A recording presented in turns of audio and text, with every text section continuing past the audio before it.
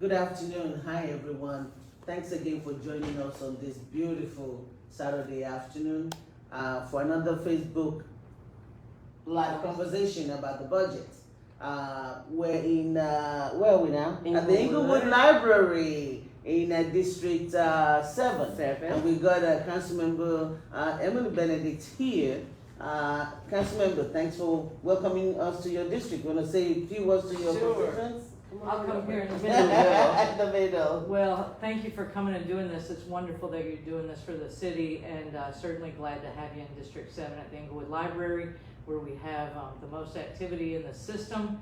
They're doing a great job here. We're glad to have them, but looking forward to hearing from you guys today, and thank you again for doing this. All right. Thank you. Thank you, Councilmember. Thanks for being here, Councilmember. Alrighty, so I've got with me this afternoon, and we're not on Zoom, we're just directly live on Facebook, with the chair of the most important, the most powerful committee in Metro Council, and that's the budget. Because when you think about what Metro Council does, the budget is a big part of it. That is approving it, appropriating money, and all of that stuff. So I've got with me Councilmember Delicia Porterfield, who is our budget chair this year. How are you doing, my friend? Wonderful. Thank you so much for having me out. I know it's been a crazy couple of weeks. I can only imagine just trying to get all of this together. For those that don't know the process, can you walk us through what does it feel like? How do we get to this point from the time that the mayor announced his budget? Yeah, so let me, thank you for that question. So I want to start back and go back just one step. So Nashville has a strong mayor model. So our departments or department heads, they all report to the mayor. So throughout the course of the year, finance and the mayor are able to work together on the budget. That budget is highly based off of our revenue projections. So our finance director is doing revenue projections. They're also getting revenue projections from the state, which typically the state projections and our metro projections are very much aligned, and that gives a good window as to how much revenue we're going to bring in that year. So the mayor files his budget on by May 1st. So typically what we see is the mayor will do like a state of metro, and they are addressing the city and the council members and city leaders about where we are and what's in the budget. Thankfully, I really appreciate our mayor this year, Mayor O'Connell, actually presented to the Metro Council first, and then he did his his state of Metro just a little bit later, maybe a week or so later, so that council members were able to get that sneak peek on what was in the city's budget. So starting May 1, the mayor has done his budget, and from that time going forward, it's kind of go time for our budget, for the budget chair. So I start doing what we call our department hearings. So we bring in various departments. Prior to that, a couple of months before that, we do what's called a questionnaire for the departments, and that is sent out to the departments so that once they get the mayor's budget, in that questionnaire, they're talking about did the mayor's budget suffice for their needs for the next year? If not, then what is it that they need in order to run effectively? What are the things that didn't get funded in that budget that are priorities for them?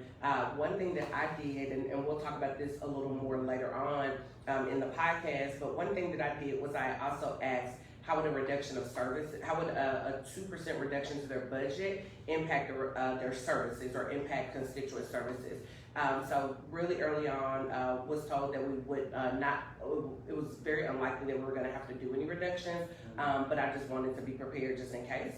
So departments submit that information around, I would say, May 8th. I believe it was about May 8th, departments had to send in those questionnaires. Then we start doing these budget hearings where we bring the departments out in front of the Budget and Finance Committee, and they give a presentation, and in essence, they are kind of going through that questionnaire, and they're saying if the budget as is meets their needs, or what are some of the needs that they have that didn't quite get funded. And then Budget and Finance Committee members are there, members of the council are there, so anyone can ask questions about the budget and get those questions answered. So that's really a good time for council members who may, have some information that they're trying to figure out, or something that they want to know about an department. They're able to get that information at that time.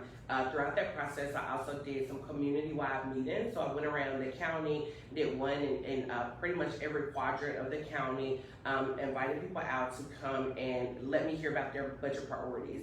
Council members also submit what are called wish lists.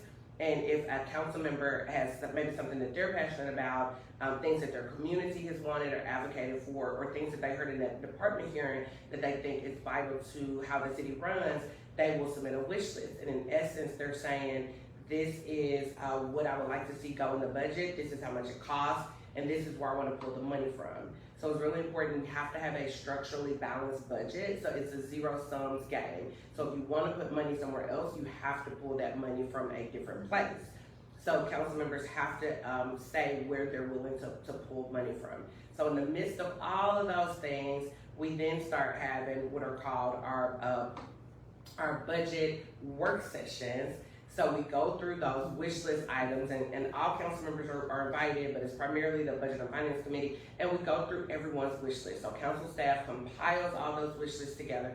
We go through and we discuss and vet every item, and it's a good way for me as chair to kind of gauge how much support items have, what the will of the body is with regards to where they want to move around funding from.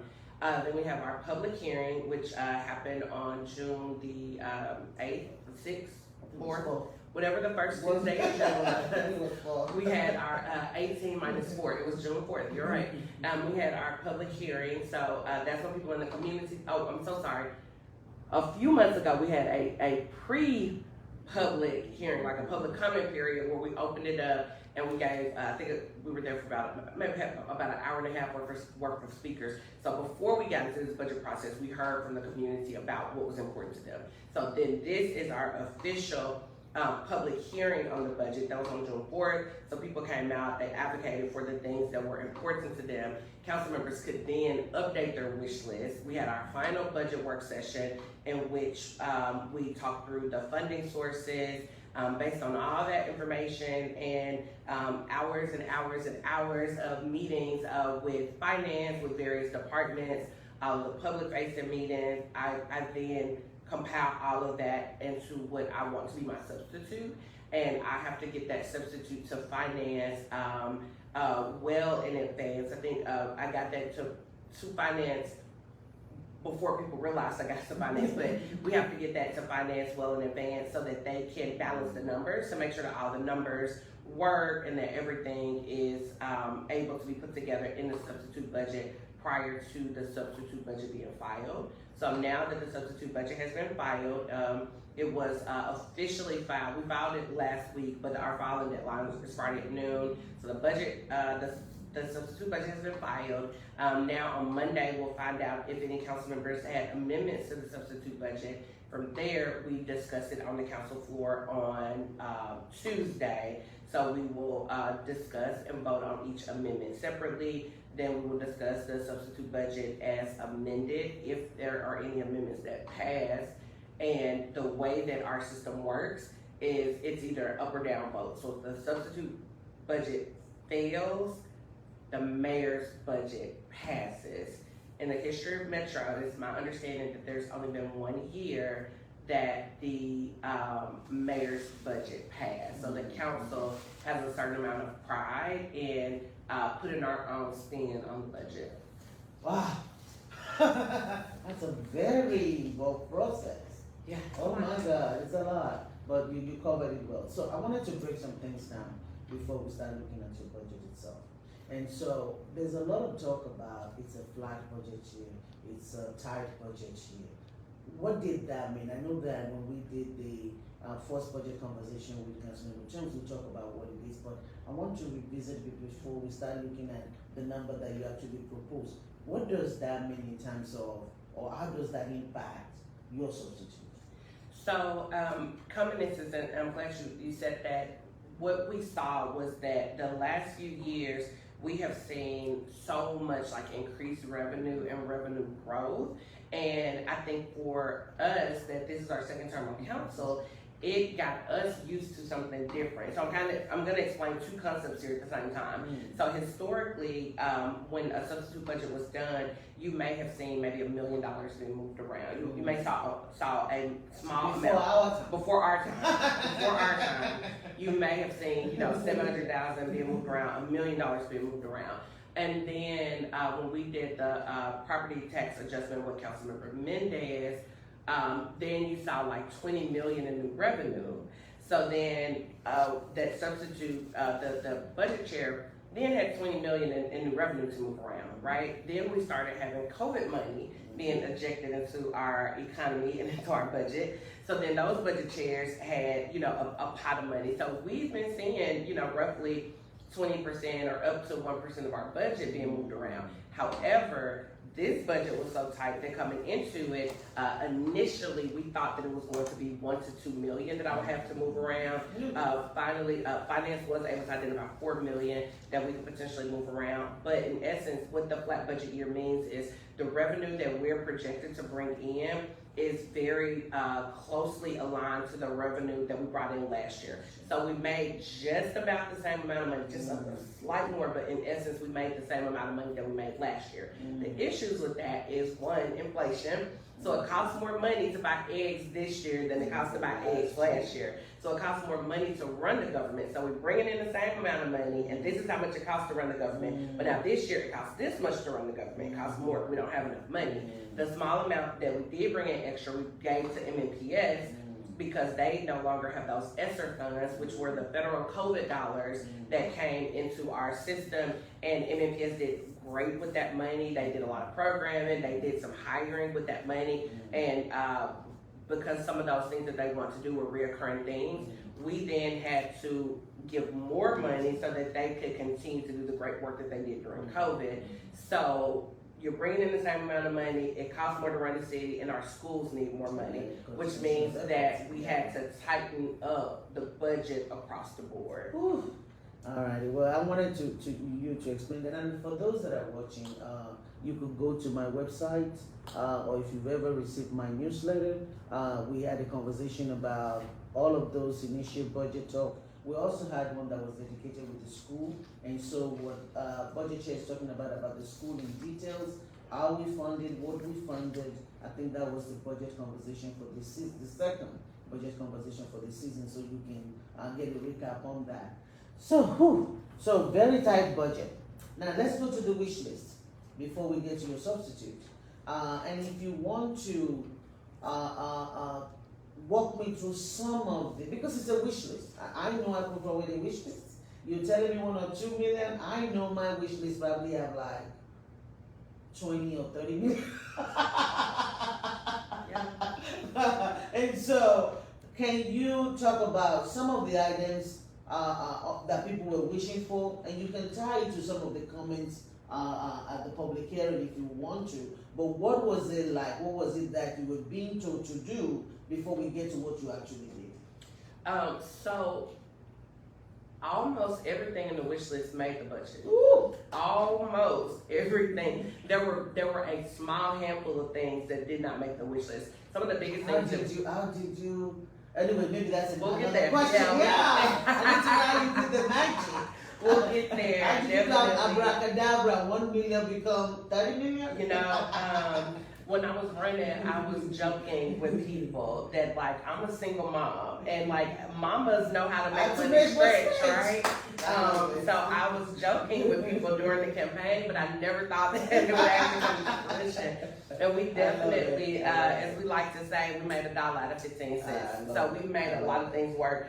What I primarily heard the most was employee pay. That was a big one, and that looked like increasing the COLA, which we'll talk about. Well, I can talk about it a little bit about it now. We'll talk about it more once we get to the substitute. But the mayor's proposed budget, and I'm very thankful for this, and I want to acknowledge that because the budget was so tight, it would have been very easy for this to be a year with a 0% COLA or with a 1 to 2% COLA. And I'm not saying it to cover for the mayor. I'm saying that from sitting in all these meetings and looking at the numbers, this was a very real reality. And in what you, as one of my favorite financial colleagues, and what some others have described as the toughest budget year since COVID, and the absolute toughest budget year, our mayor was able to get us to 3.5% COLA and steps and open merit increases. So in essence, compensation was being fully funded. Now the 3.5% COLA, the cost of living, the CPI right now is at about 4%. Excuse me, not the cost of living. Inflation is at about 4% with the CPI. So our Civil Service Commission recommended a 4% COLA for our employees to keep up with inflation. But unfortunately, with the initial budget, we weren't able to get there. So initially, the budget that was presented to me had that 3.5% COLA. So one of the biggest things that I heard for was increasing the COLA. We talked about getting MMPS lowest wage workers to $20 an hour.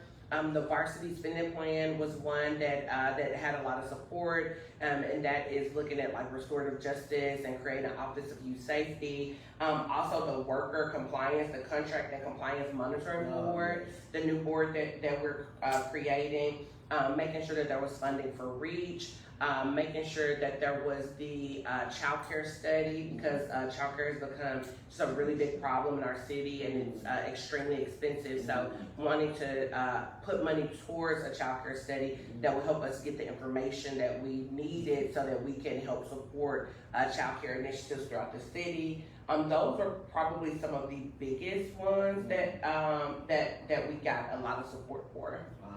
Wow. Like I said, and the chair is correct. This is the toughest budget year that I've ever been through. Every year when the mayor's budget is presented, I know instinctively where to go find money. Like I know the places where I can go and say, I can take this, I can take this, I can take this. I was shocked this year when I mean, all the usual places, they were scrubbed clean. There was absolutely nothing, and it was just like, oh my God, what do we do? How do we do this? So they had to take it to balance the budget. I obviously, that's why I was gone. Yeah, because it was so tight. I mean, it was just so much that it was like, what are we going to do? So here's a big question, Madam Magician. Maybe that's what we should call you now. What are the things that are in your substitute? Okay. What were the things that you were able to put in the substitute? And the second part of that is, how were you able to make it work? Yeah. So that we all can learn. Hopefully we just get this started. You know, I will start by saying this. I am a person of faith. And I truly believe that what I speak will happen. And it has happened to me time and time again in my life. And I will say, this is one, I don't know how it's going to happen, but this is going to happen. And it happened. It is. There are so many examples I could give you time and time and time again. I say, this is going to happen, and it happens. I need to give you $1. Can you say that? You said that 2 or 3 times. Zulfat needs $1 million. Speaking into existence. Well, you got $2.7 billion as a budget and finance committee member. But you know, I just there are things, and it's so unexplainable, but there are things in my heart that I know. And coming into this, I knew that there was no money, but I knew I was getting everything I wanted, and I knew that there was nothing that was going to be left off of this list. So, with that being said, there was one thing left off this list, but we'll talk about that. We'll talk about that after. We'll get to that. So, the things that made the list, we got COLA. We got a 0.5% COLA. And what is COLA? COLA is the cost of living adjustment. Thank you so much. COLA is a cost of living adjustment. So there are multiple things that they look at when our HR and our Civil Service Commission and when everyone is making these recommendations of the cost of living adjustment, there are multiple things that they look at. They look at inflation. They look at how much did it cost to buy something last year versus how much it's costing this year. They're looking at like the expenses of the people. How much does it cost us to live in this city and in this state, and they're recommending adjustments appropriate to that. So COLA does not equal inflation, and I think that that's a misconception. We want COLA to at least hit inflation so that people are not making less money. However, COLA is not directly inflation. But because the mayor had already funded STEPS and open merit, in essence, what that meant is that total compensation was at about 6.5%. So we were able to get total compensation to about 7%. Okay, so I like to break it down so people can understand. So this is still talking about employee salary. And so you get a 3.5% cost of living adjustment, but in addition, there's also a 3% either through step or open range. So most people will end up with the 3.5 and the 6%, and the 3%, which will get us about 6.5 for almost everyone. Is that a correct statement? Yes, and it's roughly about 95%. I have the numbers. I put graphics out on social media, but in essence, it's about 95% of the people. There's a small amount of people that would only get the COLA. However, the vast majority of the people will get COLA and STEP, or COLA and open merit. So a Metro employee would have been getting about 6.5% compensation, but because we wanted to at least get employees up to inflation, which was that the 4% CPI, I was able to increase it 0.5%, and it's $7 million for every 0.5%. So I did have people asking me, well, why didn't you go to 5%? Well, it was $7 million to get to a 0.5%, which is what the big ask was. The big ask that we got was to get people to inflation so that they didn't lose money. So our COLA matches the inflation. Correct. And then the step or the open rate is basically merit for or contract for work that they're doing. But in total, they now get 7%. They're now getting 7%. The inflation and the merit. Correct. So in essence, after inflation, they're still getting another 3%, right? So that was a big one. The varsity spending plan is one that is just near and dear to my heart, and we were able to get $1 million for the varsity spending plan. The varsity spending plan, in essence, we had a lot of youth that organized with SMC, I think Southern Movement Committee. The youth organized, they were talking about youth violence and what they wanted to see in our city budget, and they broke that down into 3 areas. They wanted more funding for our parks programs to do more like community center programming, more programming for community centers through parks. That was one piece. They also wanted restorative justice, people in the parks, in our community centers that can do restorative justice.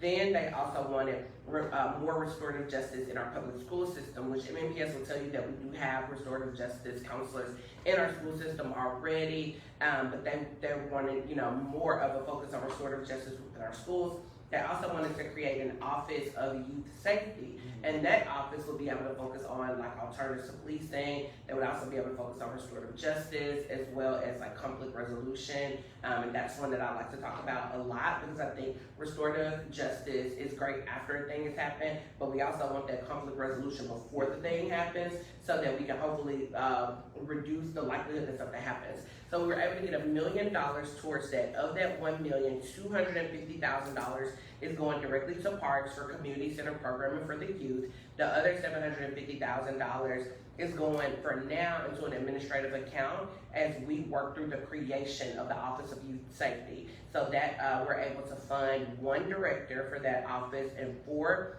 FTEs, which are full-time employees.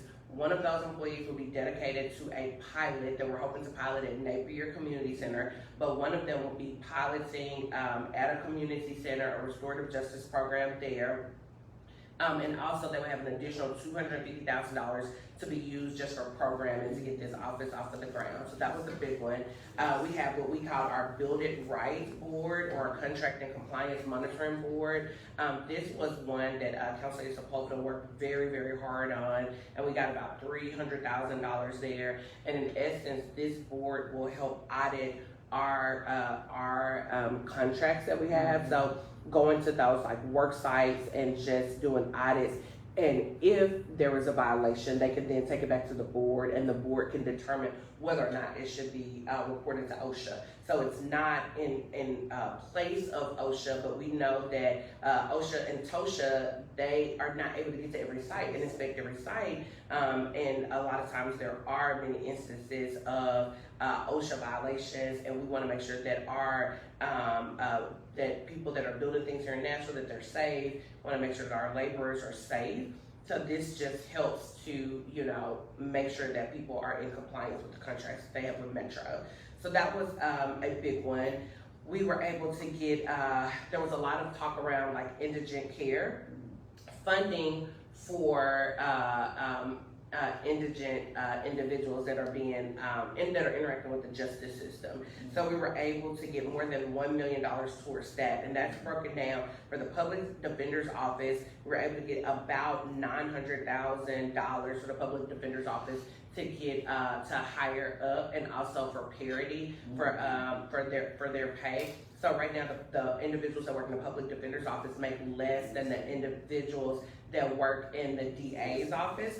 So this is to help bring them up to parity, but also to give them, so that they can hire more attorneys, because the work that they do is extremely hard. And if you want your attorney to have enough time to work on your case and to prepare for your case, to give you a fair trial. Everyone is innocent until proven guilty. So we want to make sure that people get a fair chance in our justice system. So this is allowing her office to hire more individuals, but also we did $400,000 to an indigent defense and excellence and advocacy program. And in essence, what that is there are times where there may be a conflict in the public defender's office where they maybe they cannot represent a client, or if their caseload is too big and they don't, they need another attorney to take that. And the state, I believe, does give some funding for those attorneys. However, that funding is so low that it is not paying people, even with this additional funding, it's not quite paying them what they're worth, but it does give a better chance that they can get better representation. We got more money for our REACH program. The REACH program is our first responders that if someone's in a mental health crisis, we have our first responders, and we also have a mental health clinician that are able to go out and respond to that. But right now, that program is not running nights and weekends. So we were able to give money to both, the fire department and the health department, because it is two components to that. So giving money to both of those so that we can expand our REACH program. Our fire department needed a crisis counselor, that I believe that was one of your items on your wish list. So we made sure that we made sure to get that crisis counselor for the fire department. For the beer board, there are these things that are called one boxes, and in essence, if someone is having a drug overdose, if they're going into overdose, there's a box and you can open it up and it plays a very quick video, and the video will show you how to administer Narcan. And these boxes save people's lives. And we have an individual with our police department who is in essence carrying this program on his back, and he is like creating these boxes, putting them together. He's going around the city, making sure that we have them that primarily been in downtown. We want to expand them to some of our other neighborhoods as well. So we put some money towards about $20,000, which is what he needs at this time to expand it at the capacity that he can expand it. Also, a little more money for the beer board for the director of nightlife, because the beer board director is also the director of nightlife. He is in essence doing two director jobs, so we just want to make sure that we are fairly compensating him. We gave money to General Sessions for two housing navigators, which Judge Rachel Bell talked about in her eviction court. As people are going through eviction court, there are resources that are available to people, and sometimes there are people that are out that are helping to advocate and make sure to navigate people through this process. But there are times when no one's out there, and there's just papers out there and flyers and pamphlets. So we want to make sure there are individuals that are there that can help people navigate through one of the most painful and traumatic experiences being evicted. We also gave more money to the MHRC to do some parity with their salary. They needed to do some salary increases, but also they needed two positions. One was, I believe, was a community advocate position, and one was a director of just innovation. So we were able to give money for those two positions. Arts, Metro Arts. I'm not going into all the drama, but we know that Metro Arts has had drama year after year after year after year, and the biggest drama this past year was over equity in arts. So we are funding a arts equity study, and I'll talk a little bit about this. Initially, we were told that study was about $400,000. I've just found out that they don't need $400,000, so we moved some of that money around in my substitute, which I'll talk about. But we did provide $215,000 for them to do an equity study, so that moving forward we can determine how we need to fund arts. We did do $200,000 in on that study, so that we can look at how we do childcare in our city. The Mary Parish Center is getting $120,000 through the Office of Family Safety. Mary Parish Center is an amazing center. They help women who have been victims of domestic violence get back on their feet.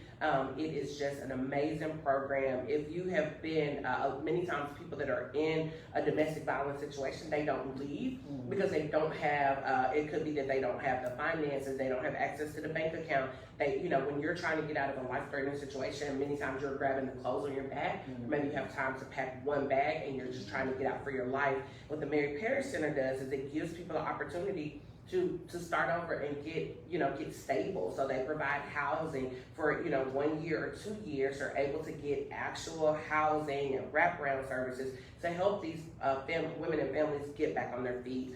We're also giving $150,000 to our health department for a period product. So one thing that we've been talking about is period poverty, and in MNPS they were already doing this. So that $150,000 is supplementing to make sure that our schools have enough period products for individuals that menstruate, but also we want to youth that menstruate and also adults that menstruate are all across the city, right? So we also want to try to get those in like libraries, and the goal is to get them in libraries, our health departments, our community centers. So basically, not to interrupt, I wanted you to go through everything, but period poverty means people that are having period but they do not have the products for their period. Absolutely. So sometimes you'll have students who stay home from school because they don't have sanitary napkins, because they can't afford to buy sanitary napkins, or their family can't afford to buy them. So you may have people that are missing, that just can't go to school or can't go to work. You also have individuals that may be unhoused, that may be, in shelters or living on the street, and they may also not have access to it. So this is just something that's just a basic human dignity. And how much was that? That was $150,000 for those projects. Wow. And then just a couple of more, we're almost through it, but the Tennessee Justice Center was a $60,000 disbursement, and that is helping individuals who are navigating the Medicare system and making sure they have access to health care. We did do a small amount to Neighbor. We were able to get them $15,000, and our sister cities, we were able to get $25,000. We were able to put $20,000 to a spay and neuter clinic under the health department's existing appropriation. We're just making sure that $20,000 of that goes to a spay and neuter clinic. The Safe Park program, that was on a lot of wish lists, but that was already in the budget. So we just wanted to make sure that is a direct appropriation out of the Office of Family Safety. And I talked about, and then we have 2 animal control positions that we also put in. So we know animal control often needs additional positions. So we were able to put 2 positions there for the animal lovers. And then I talked about initially we had that $400,000 for Arts Equity Study, but once we found out that the study was not that much, and I literally found out the morning that the substitute was that the substitute had to be filed. So I'm very thankful for finance for quickly moving things around. But we reduced that $400,000 up to $400,000. We reduced it to up to $215,000 for their Arts Equity Study, and we were able to add in $150,000 to go towards the Office of Film and Entertainment. which last term we voted on that office, but that office does not have the positions filled, and they need a little more money to actually get off the ground. And then $35,000 for language access, which was an item that the Immigrant Caucus asked for, to make sure that our libraries have language access for non-native English speakers. Okay, I do mean it that I'm gonna start calling you magician, or maybe the title will be money stretcher, because you were able to take 400 for one thing, now you're making it into 3 things, and just all the list of the things that made it is just incredible. Before I continue, I wanted to acknowledge that we have former council member Zach Young in the room. Hello, and he's also a candidate for school board. Thank you for joining us. If you have any question or thoughts, we'll get it later. You may have to come here to say it, but I want to acknowledge that you are in the room, and it's just incredible. Also, I have to say this, that some of the things that the chair is talking about, if you watch my previous budget conversations, go look at it on my blog. There's a lot of breakdown in terms of the employees, what that is, and all of the things that she said. You can follow up through that. On the varsity spending plan and alternative things for our children, we had a whole conversation about what would it take. There's a whole lot of violence happening in our city, and we want to do something about it. We need to keep the kids engaged. And so there's a conversation around that on another budget conversation. So you can always pivot back. She did an important job, but we cannot go into everything in detail with the time that we have. So if you can go back to those budget conversations, you'll be able to get those. And on our workers board, I think it's very important to say this. We had 2 unfortunate incidents where 2 young men died on the site, and that's what the workers board is supposed to do, to make sure that when we pay people to work for us, that we're also making sure they're in compliance, and that there's enough safety to keep our people that are working safe. So these are very, very, I stopped taking notes. I mean, I've seen them in the ordinance, but a lot of them are interesting, and then we're going to make sure that we put this back in the blog. So I did forget one. My apologies. I forgot one. $75,000 for Judge Blackburn's General Sessions Court because of a new state law for individuals that are found incompetent. I think it was Jillian's Law, the young lady that was shot by an individual who I think had been found incompetent previously. And those individuals sometimes are kind of in limbo with the court system of, they're not in a place where they are getting the mental health resources that they need, but they're also not competent for trial. And this actually gives Judge Blackburn the ability for a position which is like a data position to help track when individuals are found to be incompetent, to make sure that they help get the wraparound services that they need, also tracking recidivism, and just trying to comply with the state law. And I think so also have 75,000 for SafeBound. Yep, I did that one. I did talk about that one. Yeah, we might focus together. You did not do that one. So thank you. This is incredible. So you put a lot in there, a lot is in there. Now we have to talk about what did not make it, because I know I have 30 million, and I know that a lot of my stuff made it, but there was one in particular that did not make it, which is a 9 million to bump MMPS employees to $20 an hour. What is the thought process that went into not doing that, or any of the other ones that did not make it? Are there any question online? We just have a thank you. We have a thank you. Okay. People said thank you. You're doing an amazing job. I agree. Thank you for thanking her. So what went into that thought process to be able to decide? You're a magician, but I guess there's a limit to your powers. So thank you. I forgot one other thing was $100,000 to Rafa Institute from HELP, which I know is really important for you, Council Lady, but an additional $100,000 to Rafa Institute. I'll go through really quickly just the very few items that didn't make it, and then I'll talk about the $20 an hour, because that is the one that gave me the most heartburn. The only things that didn't make it, we did have one wish list item for an additional $4 million to increase the pay for the janitorial staff at MMPS. That one was really hard because there was a lot of conversation about, yes, we definitely want to make sure, well first, I believe there's a strong desire to bring our custodians back in-house. That's first and foremost. However, this is where we are, and this is the contract that they have, and we do agree that they should be being paid more. But there's the question of what is the profit margin of the company that's running it. Mhm. So can they increase their pay? Do we have to give more money because we don't want to increase their profit margins? We want to make sure that the employees are getting And that can we additional make pay. them pay employees once we give it to them? Absolutely, and also our schools budget,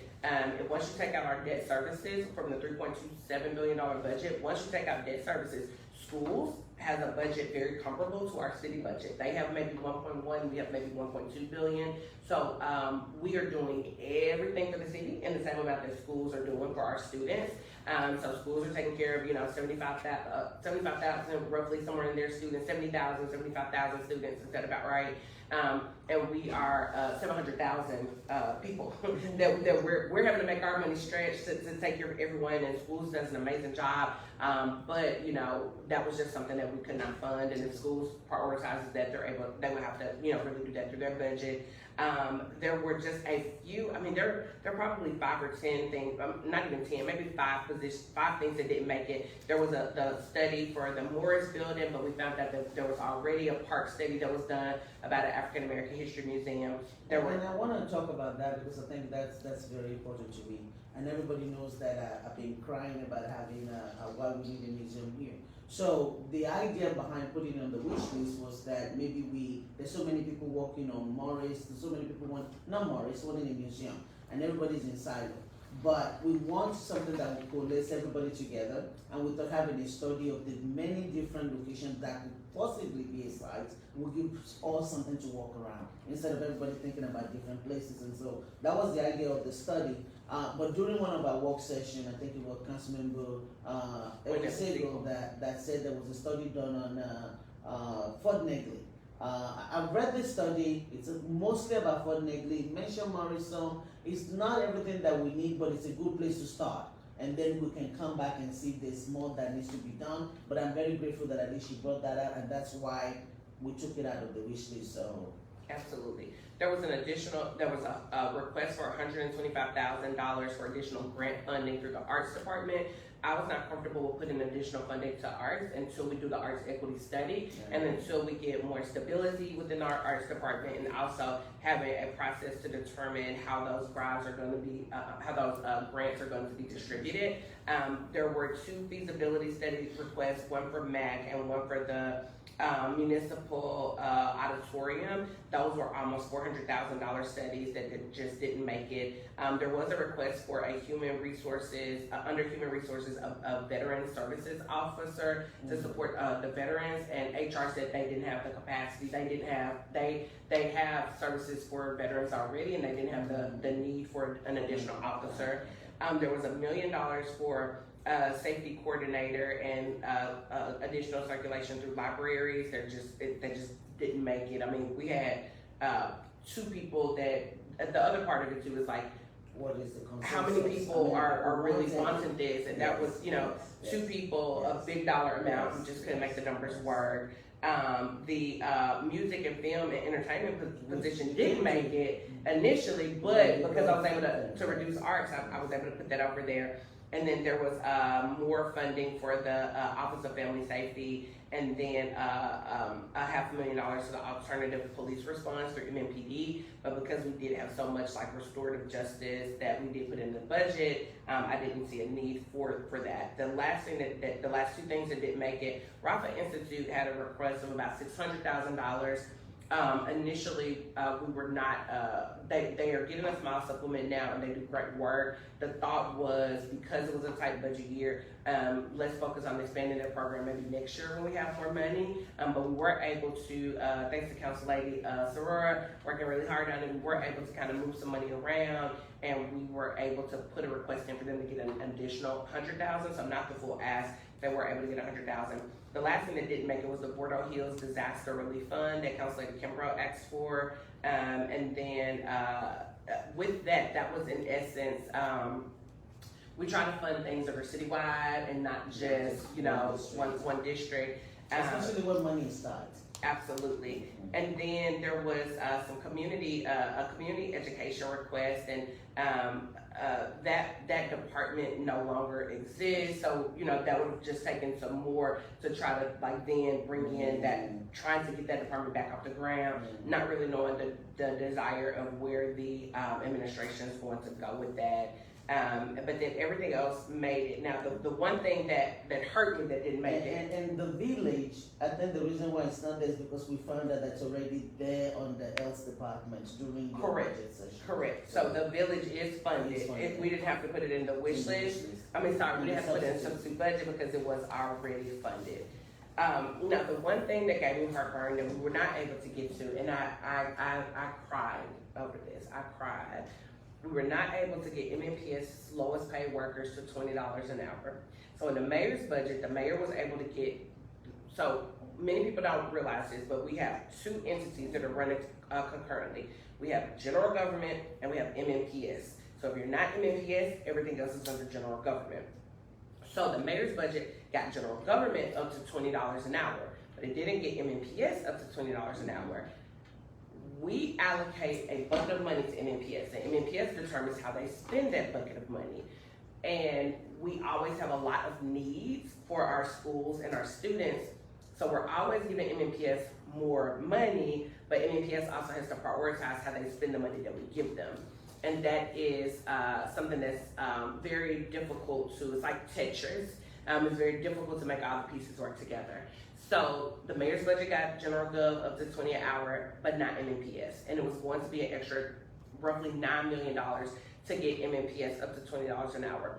So I was put in a position of having to make a determination in an extremely tight budget year. I wanted to do both, and that was the, and we'll talk about that in a minute, Council. Are you on Facebook Live? Oh, okay, I didn't see it. Because for her to have to repeat all of that again, okay. It says someone's watching, so. Oh, okay. So for, sorry. okay. So it was $9 million to give people up to 20 an hour, and then it was $7 million to get the 4% COLA. So it was either going to be an either or process, or it was going to be figuring out how to do both. That $9 million was getting our lowest paid MNPS people up to that $20 an hour, which for some individuals that could be, an extra $2,000 yearly on their check. That would have impacted about 3,000 people. Also, that would have caused, in order to make sure that we didn't have compression issues, MNPS would have to adjust their pay scale. And so for anyone watching, in essence, what that means is if you've been there 3 years and you're making $20.05 an hour, but now we raise minimum pay to $20 an hour, you can't make just 5 cents more than a new person. You've been there from 3 years or 5 years. So when we lift the scale, we have to lift it for multiple pay grades. So the first 7 steps of that scale would have had to have been lifted, which is why it would be so much, because it's not just bringing people up to 20, it's also bringing the lowest paid people up as well. So when we think about equity isn't how do we make it equal across the board for everybody, but it is like how are we lifting up like the most vulnerable. So that $9 million is something that was very near and dear to me, and I was guns a-blazing to get to that $9 million.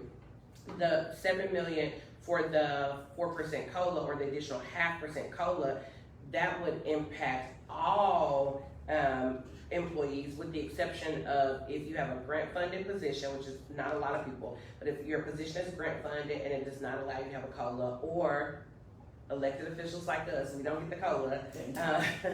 I know, right? That would have been maybe an extra $200. I don't even know if it would be 200. Like, no, it definitely wouldn't be 200. It would have been an extra 100 because of $40,000 at. Buy me lunch, right? Yeah, it would be something, but it would be low. But the COLA is beneficial for everybody. Getting the lowest paid people are focusing on our most vulnerable people, right? Our lowest paid people. So I went into this with the full intention of doing both. And Council, you were at that work session, we went around, I made the argument, and we walked into that room and everyone was ready to do COLA. And after I made this argument, almost everyone was ready to do the $20 an hour because I was able to break down those numbers and talk about how important it was.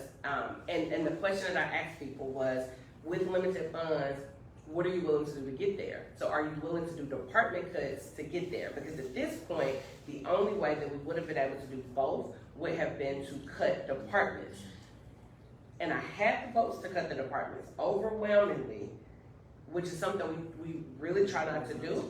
And it's not something that we want to do, but this was so important to us that we were willing to do that. Well, in order to make the mayor's budget work, there's a 1.4% targeted savings in the mayor's budget, which meant that just about every department, there are very few departments that were excluded, but like our Metro General Hospital, I believe MAC, WeGo, some of those like revenue generating ones didn't have to do it, but in essence, just about every department is being asked to save 1.4% of their budget just to make the numbers work. So if I came in and did a budget cut, that would have been on top of the targeted savings. So we can't ask you to save some of your money and then also cut your budget as well. So just in essence, what that means is if I came to the table and said, I want to cut the police, for example, by $5 million, that would have actually been closer to a $9 million cut because it would have to absorb those targeted savings. So again, had the votes to do some department cuts, but once I started talking to finance about the actual implications, and this was across the board, multiple departments, it wasn't picking on, one department, it was looking across the board at all of our departments. If we skimmed off a little bit for each department, what was that going to look like? And ultimately, through these conversations with finance, we got to the point that because we already had targeted savings, and a lot of the targeted savings, people are meeting that through their vacancies and through unfilled positions, because finance funds a portion of those vacant positions in the budget. So if you have 20 vacant positions, they don't give you all the money for those 20 vacant positions, but they do give you a portion of it. So if you haven't hired someone, you're having payroll savings, and that is how you're able to help meet your targeted savings. So if we did budget cuts, it would not be cutting. Last year, we were looking at just cutting from vacancies. This year, it would have been actual people. So we would have had a reduction in services, and we would have had people losing their jobs. So in essence, it would be, say, library, hey, codes, we need you to fire some of your people so that MNPS can pay their lowest paid people $20 an hour. And I could not in good conscience do that. But with the 4% COLA, that got the lowest paid people up to $19.47 an hour. Okay. Plus they would still get their steps. Okay. So even though I was not able to fully get them to $20 an hour, that $19.47 plus steps is getting them so much closer to $20 an hour. So I was able to do that without everything that we've talked about in this budget, without raising taxes, without losing city services, and without losing one Metro employee. Thank you. Former Councilmember Young, do you have anything to say before? I do not. Come with to camera. Just come say hi. Just come say hi. You have to sit right here. Just stand right here. Okay. You look good. Well, hello, friends. Hello. The gang's out here. No, if I had to say something, I would echo what the pro tem has said, that you had very tough decisions to make, and when we didn't even talk through some of those, and I think I agree with how you approach things. So I think you did a really good job. You did a really good job. Zach said it. It wasn't true. We're done. This is y'all's show, not mine. Thank you. Thank you. I mean, seriously, I want to say thank you. Because I was there, I was in those meetings, and I was racking my brain. I was calling finance too and trying to find money where it does not exist, and they were like, "You're crazy, it's not there." But you were able to make it work in a way that most of the things that needed to be funded were funded, and the one that were not funded, it was because there's an out, either there's somewhere else, or even the $20 to be able to get it to 19 something. I think it's incredible, guys, so thank you for that. I want to ask you a final question before I close it out. Tell me about this experience. What was it like? Not the numbers, not the budgets, Yeah. just emotionally. Everybody wants to be a budget chair. I've been talking about being budget chair, so I need to know whether I should rethink it. But just walk through this process for me. The majority, it was lots of ups and downs, right? I came into this, I think you may have tweeted this, or maybe it was Councilor Evans, I think it was you. You know, someone said, like, I feel sorry for her. I feel really bad for her. Like, to get the budget in the year that it sucks. Yeah. Like, it was the worst budget year. So to get the budget on this year, because you want to be budget chair, because you want to do good stuff, right? Yeah. So to get it in such a bad year, it feels almost like a disservice, right? But for me, I saw it as a beautiful, beautiful opportunity. And I tweeted about this, and I said, in the toughest budget year, what I was able to do through this process, and I'm saying me, but I can't take all the credit, is because the mayor gave a solid budget to start off with. It's because Director Darby and the council staff worked tirelessly to help. It's because of Director Crumbo's finance team. Aaron Pratt is a miracle worker, and it is because of the people from finance. I cannot give them enough credit for everything that Aaron Pratt and Rose did. It was phenomenal. It took all of us coming together, but in this toughest budget year, I was able to say that we can create the world that we want to live in. And that is important to me because as elected officials and people in the community and advocates and organizers, we're always being told, no, you can't do this, you can't do this, there's no money for this, there's no money for that. We are creating what the world that we want to live in. We are funding the Reach Department because we feel that there needs to be alternatives for people that are in mental health crisis.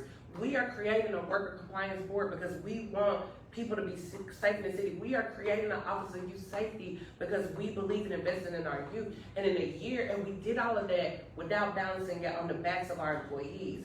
So in the past, and this is not a knock on any past administrations or any past council members because every financial situation is completely different. But in the past, there were years where steps were frozen. There were years where maybe they didn't get a COLA. But over the last 4 years, I can say with our term, we have always prioritized employee pay. Every single time we have prioritized employee pay. And I believe that this body will continue to do that. But we did that, we prioritized our employees. But if that was the only thing we were able to do, what about the hundreds of thousands of people that don't work for Metro? They need something too. So it was important to me to just look at this budget through an equity lens and to lead with my values and to make sure that we send a message that we can do hard things. We can create the world we want to live in. We can fund our employees. We can do things for our city. So that was the beautiful part of it. The hard part of it was the disrespect. There were many times that I feel disrespected just personally and just as a Black woman. Like there were times where people treated me as though I wasn't smart enough or that I couldn't do it. Even being asked just certain questions that were being asked of me and condescending remarks that were made towards me. And just having to kind of take those on the chin for the good of the city, because knowing that, people kind of know me. I can be a firecracker. I speak truth to power. I stand up for what's right, and I speak my mind, and I don't back down from what I believe in. But I'm also very tactile, and I use strategy a lot. So I'm also thinking of, I can get into this fight, but what good does that do for the city? And what good does that do for our residents? So just really having to navigate some of those processes. And I really appreciate, I got a lot of support from the mayor's office. Mayor O'Connell really wanted to make sure that this was a good process for me, and I really do appreciate that. I appreciate Vice Mayor Henderson for trusting me to lead this process. I appreciate the support of you and the Council Lady Toombs and the Minority Caucus. And, this really is an all hands on deck process. It is emotionally draining. It is tiresome. Your phone does not stop ringing. Everyone loves you because you hold the purse strings. I heard that they forget about you when you no longer hold the purse strings. This was phone calls at 1 in the morning. I was literally on the phone with schools at 1 o'clock in the morning and trying to figure out that $20 an hour thing. So it is non-stop, but the beautiful thing that you're able to create at the end was priceless. Whew.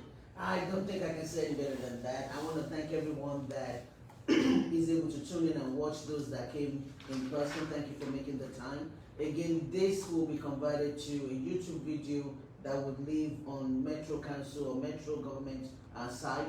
In addition, I will turn into a blog that you will find next Saturday on my website. And for those of you that are subscribed to my newsletter, you should be getting a transcription of this conversation next Saturday. The one that we did last Saturday will be out this afternoon. I thank the many. I think we have about 1,500 reading the newsletter now. So you all keep reading it. We'll keep doing it. I'm going to end by, I want to give you an ovation. Thank you so much for a very wonderful job. I found a quote online that I wanted to read that says, "Rough waters are true test of leadership. In calm water, every ship has a good captain." I think that considering what we had to deal with this tight budget, we couldn't have asked for a calmer, a smarter, a magician, a get it done, a pull dollar so many way person that could have done it better than you. And it's just been phenomenal watch you do this job. So thank you on behalf of your colleagues as well as the city and the citizens. You were phenomenal. So thank you so much. Everyone, thank you for joining us. And next Saturday, we will not be having a budget conversation. Thankfully, the budget is over, but also because it's Pride Month, it will be over next Tuesday. You said you're speaking in come to terms. Eid Mubarak to all Muslims celebrating Eid. I will be back on June 29th with a conversation about transit. I think it's the next big thing that we need to talk about. And so I'll have someone from the mayor's office to join us on June 29th so that we can have a conversation about that. In the meantime, you know how to reach us. Again, thank you all so much for joining, and I hope you all have a wonderful day and a happy Father's Day to all the fathers and father figures out there. Until next time, thank you. Thank you.